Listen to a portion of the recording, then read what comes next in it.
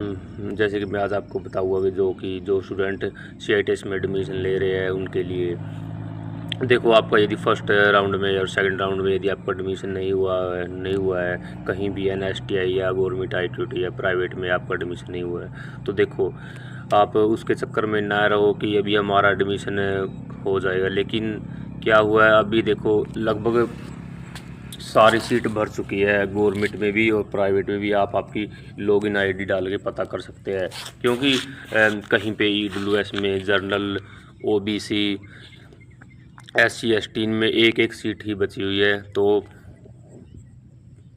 यदि आपको कहीं पे हो जाता है तो जल्दी से जल्दी आपका एडमिशन ले ले, नहीं आपका एक साल ख़राब हो जाएगा। मतलब ख़राब होने का मतलब ये नहीं कि ख़राब, तो आपको एक साल और इंतज़ार करना पड़ेगा।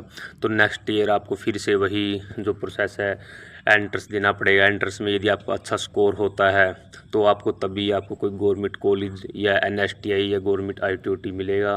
तो एक साल बर्बाद ना करें, मतलब वेस्ट ना करें।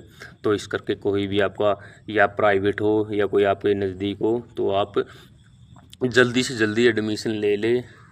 क्योंकि बहुत से बच्चों के कमेंट आ रहे थे कि हमारे सर 55 नंबर है, 50 है, तो हमको कॉलेज नहीं मिला है, क्या करें, वहाँ हो जाएगा, यहाँ हो जाएगा। देखो, तभी होएगा ना, तभी जब वहाँ सीट खाली होगी ना तभी एडमिशन होगा, वैसे एडमिशन नहीं हो सकता। अब जिस कॉलेज में सीटें नहीं है, जैसे EWS की है, तो आप EWS के लिए अप्लाई कर रहे हो तो वहाँ सीटें नहीं है तो आपका कहाँ होएगा। तो सबसे पहले आप पूरा चार्ट को देखें कि चार्ट में कौन से कॉलेज में, कौन से NSTI में कितनी सीटें और कितने खाली है, ठीक है। जैसे जर्नल, हाँ, जैसे बताया कि जर्नल की सीटें कितनी है और OBC की, SC ST की, तभी वहाँ अप्लाई करें, या अन्यथा अप्लाई ना करें। क्योंकि फिर आपको पता, बाद में पता चले यहाँ कॉलेज में सीट नहीं थी और हमने अप्लाई कर दिया और हमारा एडमिशन नहीं हुआ।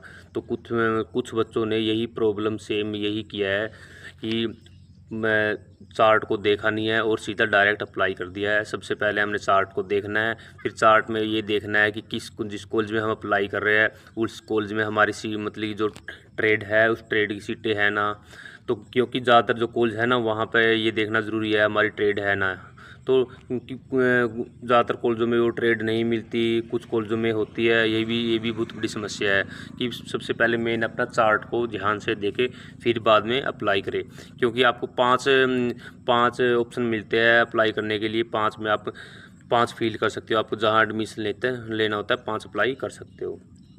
देखो, लास्ट में मैं तो यही बोलूँगा कि जितना जल्दी हो सके आप एडमिशन ले लो। क्योंकि ओपन काउंसलिंग में यदि आप चले गए तो आपको वहाँ जाके ओपन काउंसलिंग करवानी पड़ेगी ऑफलाइन।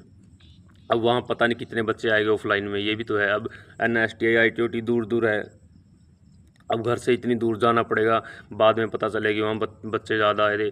ओपन काउंसलिंग के चक्कर में ना रहो, जहाँ हो रहा है आपको जो मिल रही है अब वही ले लो। जिसको कोई मिल गई ठीक है, और ट्रांसफ़र के लिए थोड़ा प्रयास कर सकता है, वैसे कुछ है नहीं इसमें अभी। मतलब कि जिसको जो मिल रहा है तो डायरेक्टली मैं तो यही बोलूँगा जो मिल रहा है उसको ले लो अभी। Thank you.